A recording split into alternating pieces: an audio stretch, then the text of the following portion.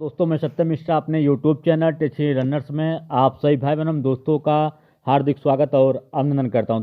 दोस्तों आज इस वीडियो के माध्यम से मैं आप सभी के लिए हिंदी का महामैराथन क्लास लेके आया हूं दोस्तों, जो कि सीटेट एग्ज़ाम के लिए अति महत्वपूर्ण है। दोस्तों जिन भाई बहनों का 9 जनवरी को एग्ज़ाम है दोस्तों, उनके लिए आज की क्लास महत्वपूर्ण है। दोस्तों शुरू से अंत तक पूरा वीडियो देखिएगा दोस्तों। और एक अगर अभी तक आपने मेरे चैनल को सब्सक्राइब नहीं किया है तो मेरे चैनल को एक बार सब्सक्राइब जरूर कर दें और बेल आइकन दबाना ना भूलें। दोस्तों चलिए दोस्तों, आज के क्लास का पहला क्वेश्चन यहाँ दोस्तों आपके सामने आ चुका है। पहला क्वेश्चन देखते हैं क्या कर रहा है कि द्विवेदी युगीन कविता के संदर्भ में इनमें से कौन सा कथन गलत है। द्विवेदी युगीन कविता में राष्ट्रीयता का अभाव है। द्विवेदी युगीन काव्य में नीति और आदर्शों की प्रधानता है। द्विवेदी युगीन काव्य में विषयों का विस्तार हुआ है। द्विवेदी युगीन काव्य में सभी काव्य रूपों का प्रयोग हुआ है। तो इस क्वेश्चन का जो राइट जवाब है दोस्तों कि द्विवेदी युगीन कविता के संदर्भ में इनमें से कौन सा कथन गलत है, तो इसका पहला ऑप्शन सही है दोस्तों कि द्विवेदी युगीन कविता में राष्ट्रीयता का अभाव है। ठीक है, चलिए आगे चलते हैं क्वेश्चन नंबर नेक्स्ट पे। सभी क्वेश्चन आपके एग्जाम के दृष्टि से महत्वपूर्ण है दोस्तों। क्वेश्चन नंबर सेकंड है कि विभिन्न कार्य क्षेत्रों से जुड़ी प्रयुक्तियों से परिचित कराने के अवसर जुटाने चाहिए, क्योंकि इससे अधिक अंक मिलते हैं।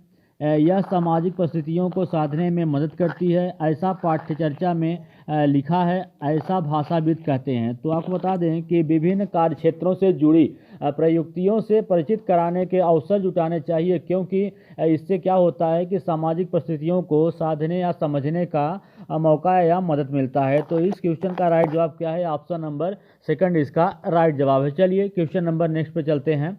क्वेश्चन नंबर नेक्स्ट है दोस्तों कि संविधान के किस अनुच्छेद में देवनागरी लिपि में लिखित हिंदी को संघ की राजभाषा घोषित किया गया है? अनुच्छेद 343, 345, 347 या 348।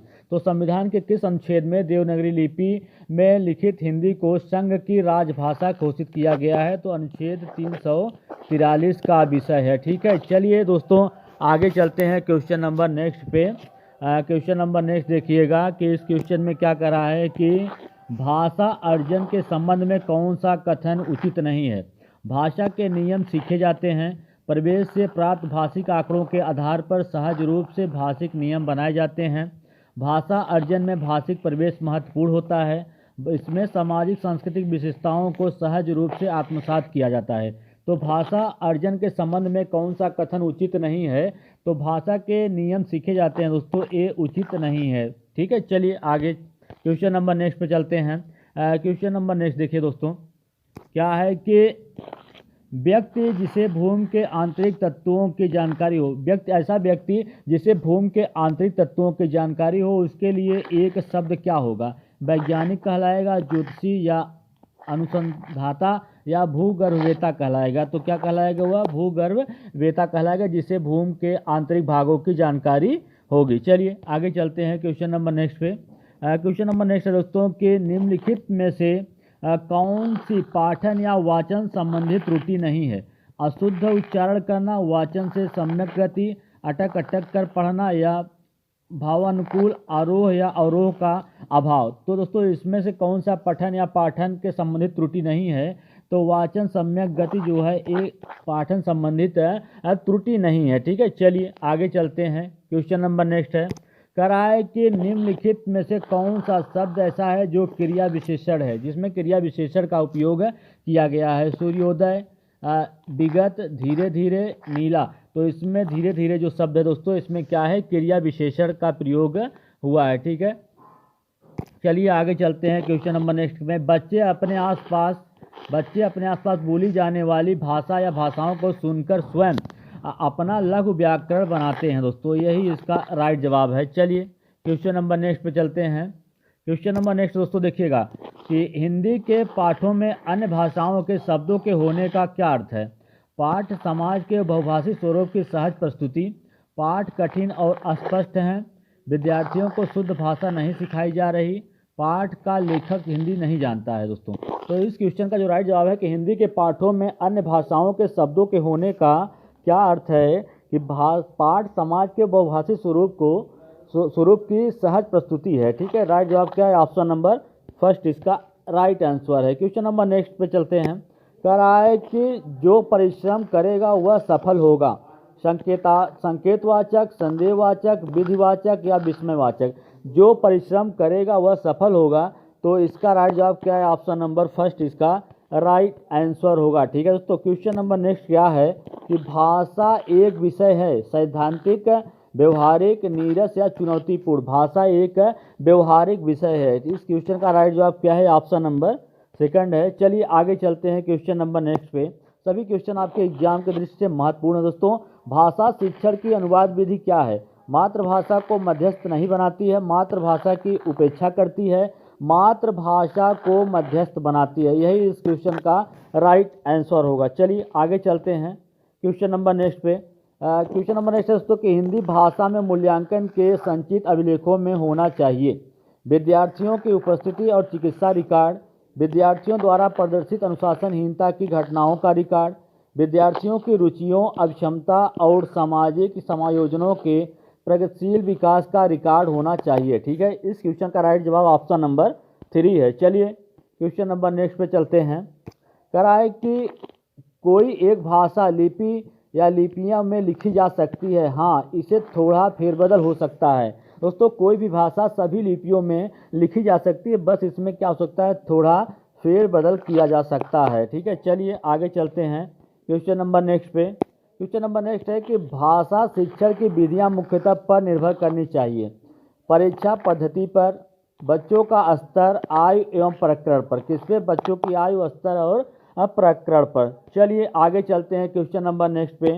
कह रहा है कि व्यक्ति को कर्तव्य विमूढ़ बना देती है दुविधा, सुविधा या विविधता या अविविधा। तो दोस्तों आपको बता दें कि दुविधा जो होती है व्यक्ति को क्या बना देती है? कर्तव्य विमूढ़ बना देती है। तो इस क्वेश्चन का राइट जवाब ऑप्शन नंबर फर्स्ट होगा। चलिए आगे चलते हैं क्वेश्चन नंबर नेक्स्ट पे। कह रहा है कि निम्नलिखित में से कौन सा पाठ पुस्तक का गुण नहीं है? सोदेश्यता, उपयोगिता, अशुद्धता या क्रमबद्धता। तो अशुद्धता जो है दोस्तों वो पाठ्य पुस्तक का गुण नहीं है। ठीक है, चलिए आगे क्वेश्चन नंबर नेक्स्ट पे। निम्नलिखित में से तत्सम शब्द है? ऊँट है, काठ है या दुग्ध है या काम है। तो दुग्ध इसमें से क्या है? तत्सम शब्द है। चलिए आगे क्वेश्चन नंबर नेक्स्ट पे। कह रहा है कि मोक्ष की इच्छा रखने वाला वाक्यांश के लिए एक शब्द क्या होगा? मुमुक्षा होगा, मुमुर्सु होगा, मुमुक्षु या मुमूर्षा। तो मोक्ष की इच्छा रखने वाले के लिए क्या शब्द होता है? एक शब्द क्या होगा? मुमुक्षु होगा। चलिए क्वेश्चन नंबर नेक्स्ट पे चलते हैं दोस्तों। कह रहा है कि आदर्श हिंदी शिक्षक के लिए आवश्यक है व्याकरण का ज्ञान होना, हिंदी साहित्य का ज्ञान होना, शुद्ध उच्चारण करना, उपरोक्त सभी। तो भाषा शिक्षक के लिए दोस्तों या हिंदी के आदर्श शिक्षक के लिए व्याकरण का ज्ञान होना चाहिए, हिंदी साहित्य का ज्ञान होना चाहिए और उसका जो उच्चारण हो कैसा होना चाहिए? शुद्ध उच्चारण करने वाला हो। ठीक है, चलिए आगे क्वेश्चन नंबर नेक्स्ट पे चलते हैं दोस्तों।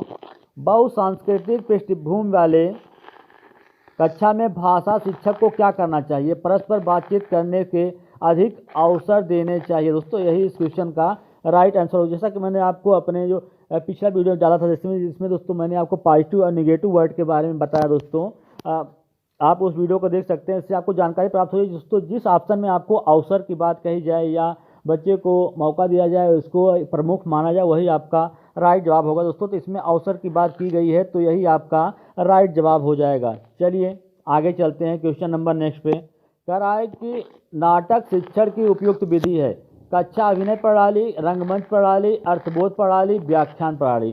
तो नाटक शिक्षक की सबसे उपयुक्त प्रणाली क्या होती है? कक्षा अभिनय प्रणाली सबसे उपयुक्त प्रणाली है। ठीक है, चलिए क्वेश्चन नंबर नेक्स्ट पे चलते हैं। विभा भानुचार्य दोस्तों एक लाइन दिया गया है संस्कृत का। यह सूत्र किसके द्वारा लिखा गया है? तो कुंतक, भरत मुनि, वामन या क्षेमेंद्र। तो किसका कथन है दोस्तों? ये भरत मुनि के द्वारा कहा गया है। चलिए आगे चलते हैं क्वेश्चन नंबर नेक्स्ट पे। क्वेश्चन नंबर नेक्स्ट है कि निम्नलिखित शब्दों में से दिए गए शब्दों में से विकल्प तत्सम शब्द का चयन करना है आपको। इसमें से जो राइट जवाब दोस्तों यही कलश जो लिखा गया है यही क्या है? एक तत्सम शब्द है। चलिए दोस्तों क्वेश्चन नंबर नेक्स्ट पे। क्वेश्चन नंबर नेक्स्ट है कि मदन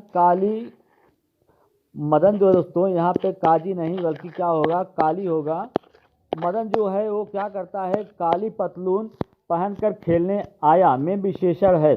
काली जो दोस्तों यही क्या है, विशेषण है, क्योंकि वह किसकी विशेषता बता रहा है, पतलून की विशेषता बता रहा है, और पतलून कैसा है, काला है। ठीक है, चलिए आगे चलते हैं क्वेश्चन नंबर नेक्स्ट पे। क्वेश्चन नंबर नेक्स्ट है दोस्तों कि हमें सफलता मिलने तक प्रयास करना चाहिए। इस वाक्य में तक क्या है, समुच्चय बोधक अव्यय है, क्रिया विशेषण है, संबंध बोधक है, या विस्मयादि बोधक है।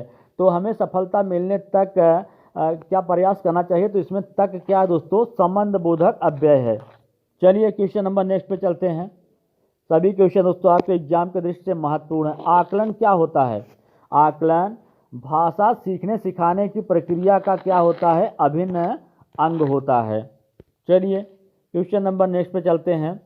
क्वेश्चन नंबर नेक्स्ट है दोस्तों कि मौखिक भाषा के आकलन का सर्वोत्तम तरीका है किताब पढ़ना, अंताक्षरी करना, प्रश्नों के तयशुदा उत्तर देना, अनुभव बांटना एवं बातचीत करना। यही राइट जवाब होगा कि मौखिक भाषा के आकलन का जो सर्वोत्तम तरीका है अनुभव बांटना और बातचीत करना। चलिए क्वेश्चन नंबर नेक्स्ट पे चलते हैं।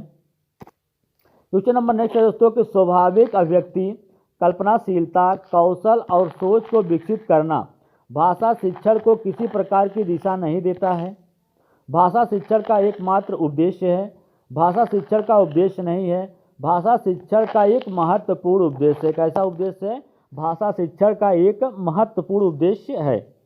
चलिए क्वेश्चन नंबर नेक्स्ट पे चलते हैं दोस्तों। क्वेश्चन नंबर नेक्स्ट है कि निम्नलिखित शब्द में उपसर्ग का प्रयोग चुनिए। दुस्साहस में कौन सा उपसर्ग लगा हुआ है, दुस, दुर, दु या स।